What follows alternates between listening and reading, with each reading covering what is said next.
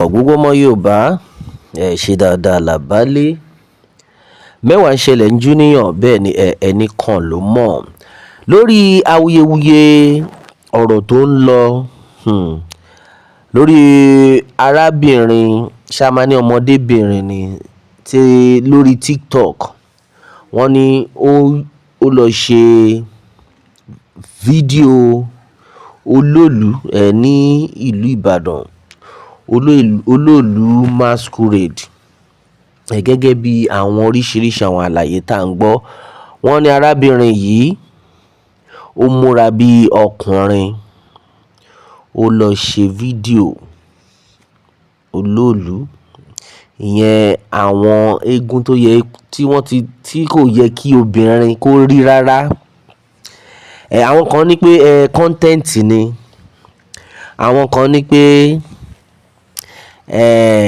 ó ṣẹlẹ̀ lóòótọ́ àwọn kan dẹ̀ ní pé lẹ́yìn tí ìṣẹ̀lẹ̀ tó ṣe fídíò yẹn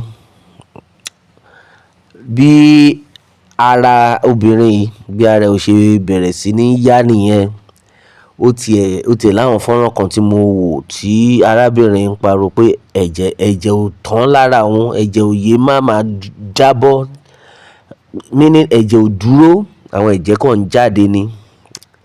Now oríṣiríṣi làwọn èèyàn ti sọ lórí ọ̀rọ̀ yìí.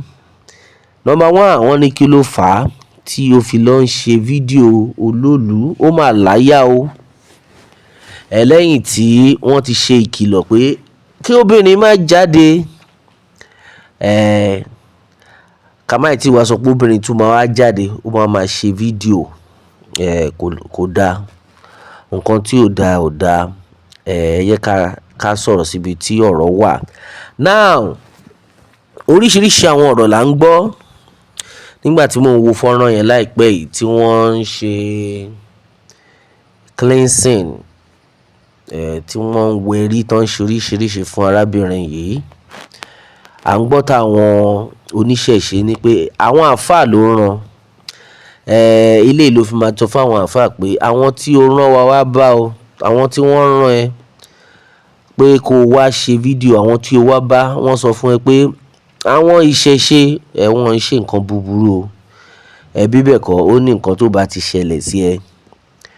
Meanwhile a gbọ́ pé lẹ́yìn tí wọ́n ṣe gbogbo cleansing tí wọ́n ṣe ìwẹ̀rí tí wọ́n ṣe fún arábìnrin pé wọ́n ṣe nítorí pé kó má lè kí Oloolu má bàa pa at the end of the day àwa ń gbọ́ pé arábìnrin náà ti kú. Meanwhile from reliable source rumor ni gbogbo ìtàn sọ pé ọmọbìnrin yìí ó ṣaláìsí ṣùgbọ́n àwa ti wá confam báyìí from a reliable source pé kò tíì sí any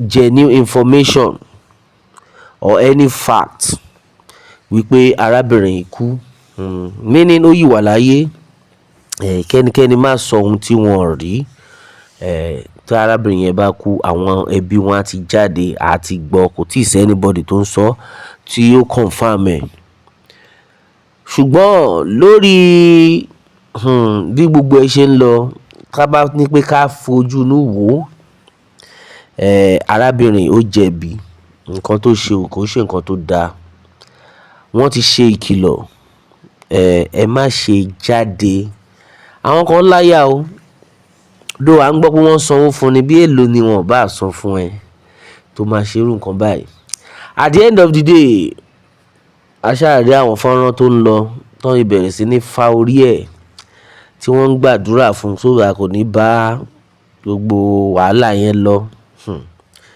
ọ̀pọ̀lọpọ̀ àwọn èèyàn ti jáde báyìí wọ́n ní pé àwọn people yìí pé wọ́n kàn fẹ́ mọ̀ọ́mọ̀ promote Oloolu ni oríṣiríṣi là ń gbọ́ pé wọ́n fẹ́ fi promote Oloolu pé nǹkan tọ́mọ yẹn ṣe wọ́n fẹ́ fi jẹ́ kán mọ̀ pé Oloolu lágbára gbogbo àdàlà gbọ́ pé wọ́n ní pé ó gbabẹ̀ kú but nǹkan táwa rí bẹ̀ ni pé má jẹ́ kí anybody kan tì ẹ́ nílé ayé tá a wà ẹ try kẹ́ ṣe the right thing bẹ́ẹ̀ ni no matter what pé okay bí àwọn máa sanwó fún mi ò kí n ṣe irú fọ́nrán báyìí.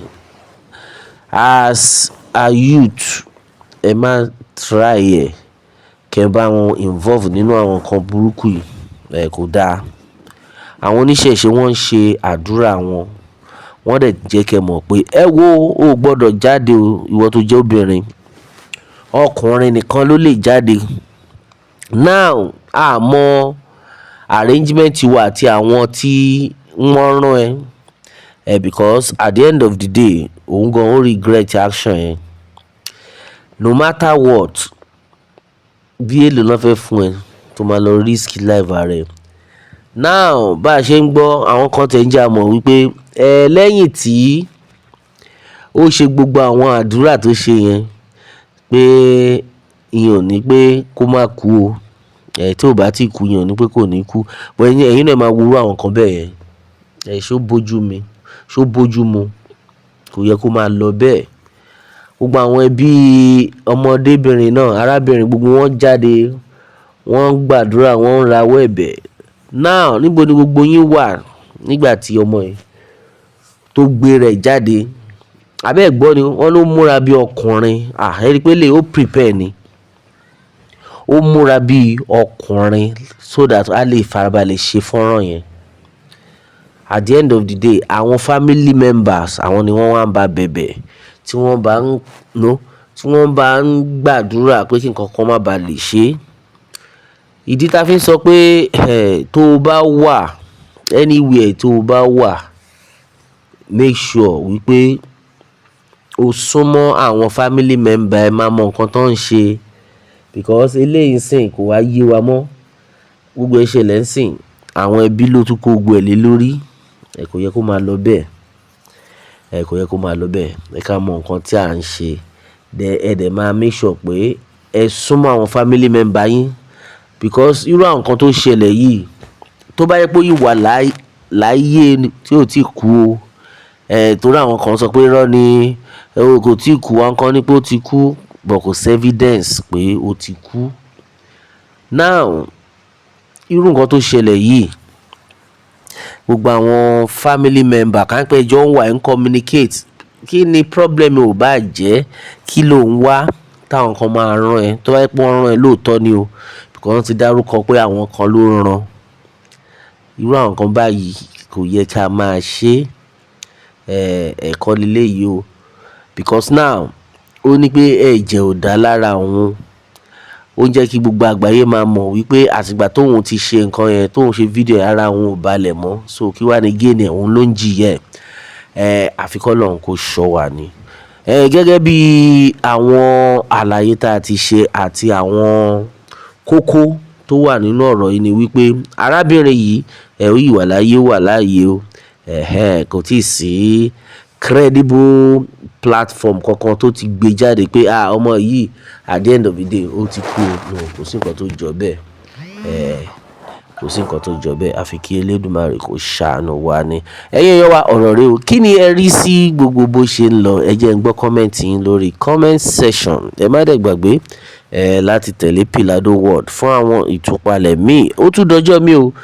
Ọjọ́ rẹ a ní ó dàbọ̀.